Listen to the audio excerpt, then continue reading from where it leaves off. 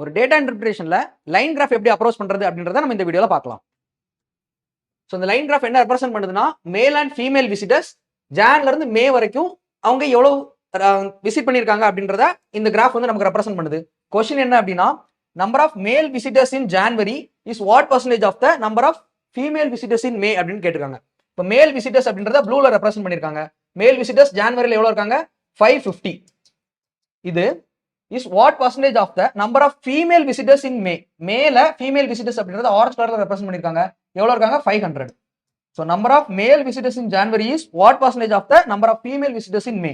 இதை பர்சன்டேஜ்ல கேட்டிருக்காங்க அப்படின்றனால நம்ம 100ஆல மல்டிப்ளை பண்ணிக்கிறோம். சிம்பிளிஃபை பண்றோம்னா நமக்கு என்ன வந்துடும் 110% அப்படின்றது கிடைச்சிரும். ஸோ இதுக்கான ஆன்சர் ஆப்ஷன் 2 110% இருக்கும். ஸோ இதே மாதிரியா உங்களுக்கான ஒரு கொஸ்டின் வந்து கீழே வச்சிருக்கேன். இதை ஒர்க் அவுட் பண்ணி பார்த்துட்டு இதுக்கான ஆன்சர் என்ன அப்படின்றத இந்த வீடியோக்குள்ள மறக்காம கமெண்ட்ஸ்ல போஸ்ட் பண்ணுங்க. ஸோ இதுல கொஞ்சம் அட்வான்ஸ் லெவல் கொஸ்டின் நம்ம டேட்டா இன்டர்பிரேஷன் அப்படின்ற வீடியோவை மேக் பண்ணியிருக்கோம். ஸோ அதை செக் பண்ணி பாருங்க, கண்டிப்பா யூஸ்ஃபுல்லா இருக்கும். இதே மாதிரியான யூஸ்ஃபுல் கண்டென்ட்க்கு நம்ம சேனலை மறக்காம சப்ஸ்கிரைப் பண்ணி ஃபாலோ பண்ணிக்கோங்க. தேங்க்யூ.